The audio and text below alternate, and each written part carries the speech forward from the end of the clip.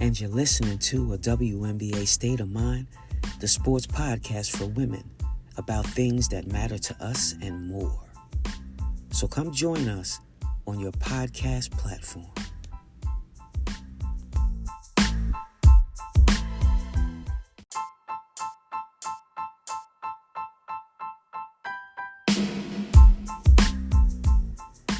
And you're listening to a WNBA State of Mind.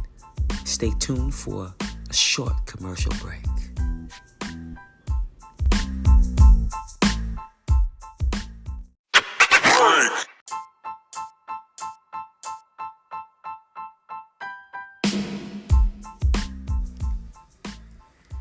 Let me tell you to forget the rest, we the best. Bayonne Mart is the one-stop shop to get your on-the-go items. So grab a Coke, some chips, or Delta 8 Essentials located at 295 Broadway in Bayonne, or call 201-243-6118 and check the website for store hours. Bayonne Mart. Shop now.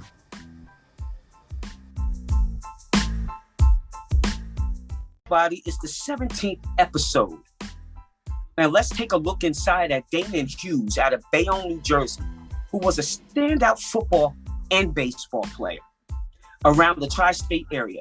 In college, he played wide receiver with the Iowa Hawkeyes, and in 1993 was drafted 186th, and correct me if I'm wrong, 7th round to the Kansas City Chiefs, where he went on to have great success alongside standout Andre Rison. And Andre, I believe, is out of Michigan State. In addition, Danan was drafted by the Milwaukee Brewers for his outstanding skill on the baseball field. Recently, in 2020, he was named color analyst for the Kansas City Chiefs broadcasting team. Danan, welcome to a WNBA State of Mind where we mainly discuss basketball, but we love other sports. Today, of course, we have an all-star cast of ballers. Danan, introduce yourself and give us your best basketball. I'm going to hit you with baseball and football story. Well, I appreciate it. Thanks for having me on, because I mean, this is definitely a pleasure. Getting chop it up with you again. Obviously, we go way, way back. I try not to say way, way, way, way back, because I ain't trying to be that old right now. But we go way back. You were a childhood idol of mine. Watched your work ethic on the courts on 20th Street in Bayonne, and tried to emulate people like you and Hensy Watt all throughout my growing up years. And being able to see you and how you were able to elevate your game, elevate your persona, and move on to Old Dominion. I mean, you were the first person. I mean, I know we had family like Dwayne Williams and Preston Edwards and a lot of greats from Bayonne go on to do big things in Division I, but I was small.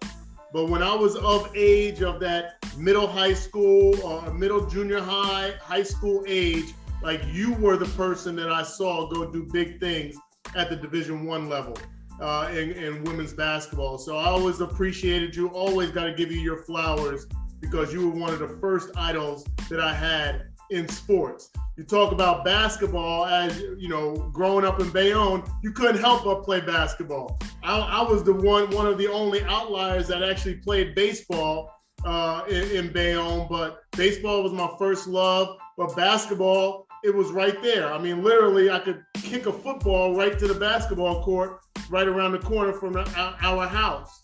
And so one of my great memories is watching you 7 in the morning, 8 in the morning. I can hear from my back window the basketball dribbling. I'm like, okay, Adrian's out there. So let me go ahead and get dressed. Let me go out there and go out there and watch and shoot around with her, because I know she was going to be the first one out there. But basketball is always a great love of mine. You asked me about one of my great memories, and right before we got on air, I showed this. You know, for people that may not remember, that was a charity game that I did back in Bayonne, and Adrian partnered up with me, brought some WNBA stars. I had some NFL stars, and we played against each other, and they took it easy on us. They took it easy on us. We went in there thinking we were these big, buff football players. We could play basketball, and they you can tell during the game there was times where they could have just flipped on a switch and just embarrassed us in front of everybody. But they took it easy on us. We had a great time for a great cause, raised some money for youth programs in Bayonne.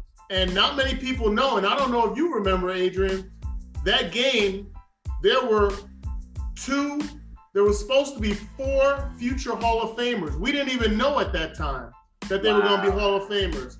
2 of them couldn't make it that was supposed to come, Derek Thomas and Michael Strahan.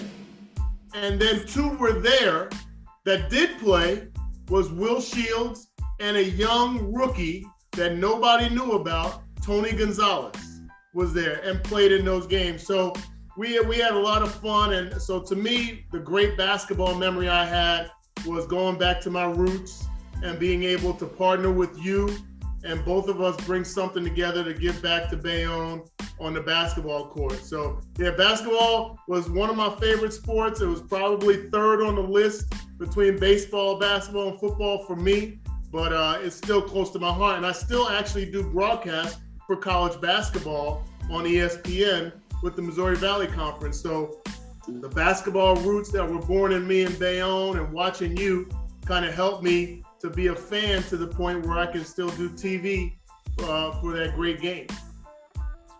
Yeah, absolutely. That is a fantastic story. I mean, I remember that, and people always, especially the younger generation, and they're older now, you know, in their 20s, 30s maybe, and they're like, oh, I remember that. When are you going to bring that back? When are you going to bring that back? So I appreciate you bringing that to light. That was just a fantastic, that whole weekend. It was completely unblemished. So I'm glad that you brought that up, you know, and I'm glad because this, you talked about commentating, because it's leading right to the next question I was going to ask you. You know, this year you did a great job as color analyst, breaking down the players by position. Elaborate on that. So I always say I have a radio show out here during the football season. Like you said, I do the Chiefs radio broadcast. So I'm the color analyst in the booth. Just completed my 2nd year doing that. Prior to that, I was doing pregame and postgame shows for the Chiefs for the last 15, 16 years. So I've been connected to this Chiefs organization since I came out here in '93 when I got drafted. And it's been very fortunate for me. As you know, when you grow up being an athlete and that's all you've done all your life, the camaraderie, the connection is what you miss when the game's over, when your time is done. But now I get an opportunity to kind of feel like I got one foot still in the locker room. I still got a connection. And I tell people, I don't see the game different. I mean, I don't see the game better. And I'm sure this kind of goes in line with you when you're watching women's basketball or men's basketball. It's not that we see the game better than people. We just see it different. And so I get an opportunity as an analyst to be able to give you the perspective of the game that I see, because I see it different. I can watch an entire play, regular speed on TV, and I can tell you what all 22 people did.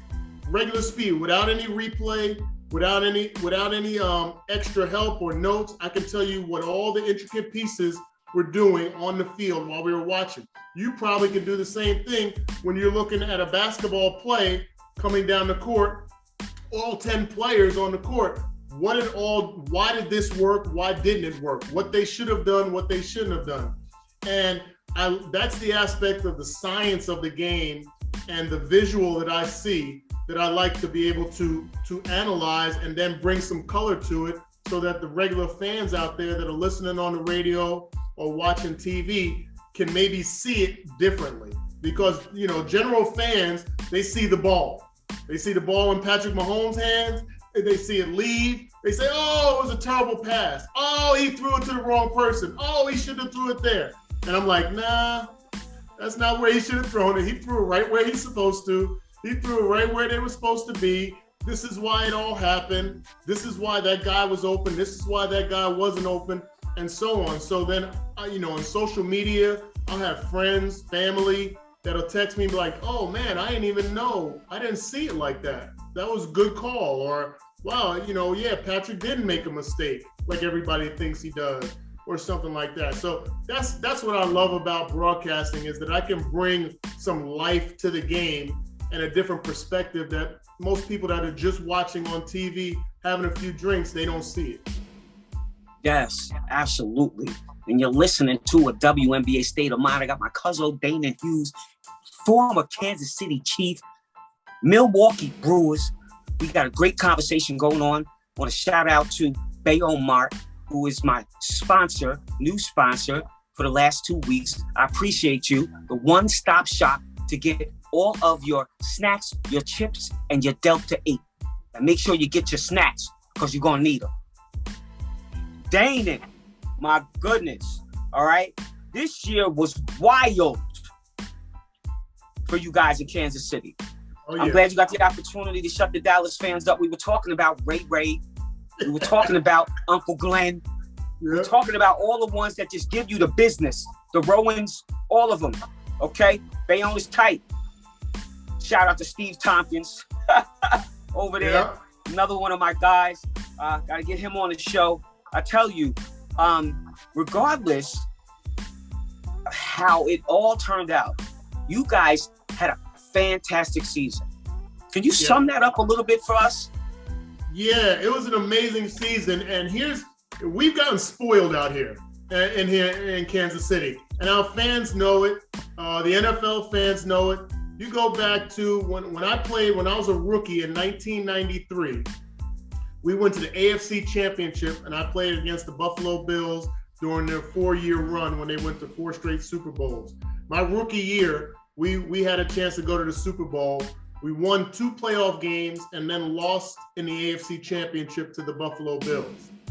It went 20 years before the Chiefs won another playoff game. 20 years from that day is when they won another playoff game. Then we started winning more when Andy Reid came on, and Alex Smith was our quarterback, and now Patrick Mahomes, our quarterback. Then it became normal for us to win playoff games. We went to 4 straight AFC championships. We played all 4 of those AFC championships at home. We had home field advantage for 4 straight seasons. We went to 2 Super Bowls. We won a Super Bowl the first time in 50 years that we won a Super Bowl. And then we come upon this year in that stretch, 6 straight AFC West championships, unheard of, a record broken. And then we come upon this year where the disappointment really came down to one half of play. We played the second half of the Cincinnati Bengals game in the AFC Championship, and we played in dismal fashion, wind up giving up a lead and losing in the final seconds. That's it. So when I say that we've been spoiled, people don't realize how good we've really been here in Kansas City over this 4 to 6 year stretch. And we just haven't been able to get to the promised land this year, but we went to 2 straight Super Bowls, 4 straight AFC championships. So it's been really good here, but we are spoiled. And now we've gotten a taste of that sweet nectar of the Super Bowl, like my play-by-play partner says, and we're yearning to get back there. And we missed it by a half of football. 30 minutes of football this year kept us away from going to our 3rd straight Super Bowl. But I have confidence, even the Vegas has confidence in the Kansas City Chiefs for 2022. We ended the season right after the Super Bowl between the Rams and the Bengals. 5 minutes after that Super Bowl was over, the Chiefs were the number 1 team to go to the Super Bowl predicted for next year. That tells you how good we have it here. Hopefully we can live up to that billing, but it's been an amazing run. Watching the greatness on the field, Travis Kelce, Tyreek Hill, Patrick Mahomes, Tyrann Mathieu. I mean, we got stellar players, and it's just a blessing for me to be able to call games with that magic on the field. Man, I tell you, I mean, you know, we're all fans of the game. Even though we play the game, we are bigger fans than probably the fans that are out there. And to get to see that talent, and how blessed are you to get the opportunity to still be able to contribute, to the Kansas City Chiefs organization. Absolutely fantastic. All right. Discuss, just for the people out there. All right. Discuss some of those determining factors to your success this year. Okay. And I'm talking about for the team. Discuss some of those, because you got the players, of course. There's a huge coaching staff that's behind all of this. There's also front office people that do the marketing, that do every single thing for these players, making sure that they get out in the community and everything flows proper. Yeah. Talk about that. Elaborate on that a little bit for us. Yeah. So, and I may be biased, and I'm sure there are other players or former players that have spent time with different organizations and different sports, but there is the Chiefs. The Kansas City Chiefs are second to none in regards to being a class organization. And that's all around what you just mentioned. In the community, we have the Chiefs ambassadors. We're the only team in the NFL that have a group of former players that we're 50 guys that span. We have guys in our Kansas City Chiefs ambassador group that played for the Dallas Texans before the Chiefs became the Kansas City Chiefs. And now we have guys that have, all the way up to recent retirees like Tom Bahali, who's a Jersey guy and went to Penn State, and a big time star with the Chiefs. And we give back to the community. We do a lot of charity work. We do a lot of autograph sessions. We give scholarships out. We give money to different children's organizations around the Kansas City metro area. So we're still connected to the Chiefs in the community. The players are connected to the community as well. There used to be, I don't know if it still is, but there used to be in our contracts as players that we had to do at least 5 different community activities in our contract. Never mind the extra ones that we were probably doing already. There was something in our contracts that had us going out in the community. So that shows you how important it's been for the Chiefs organization to keep us connected in the community. And then on the field, to be able to put a top shelf team on the field that's class. You're not seeing any craziness on the field or off the field. You don't hear about guys and issues in the locker room or anybody butting heads. It's always been class from top to bottom. And that's why they can be successful. That's why there's success, because it's not just about the team. It's about the organization. It's about the entire community.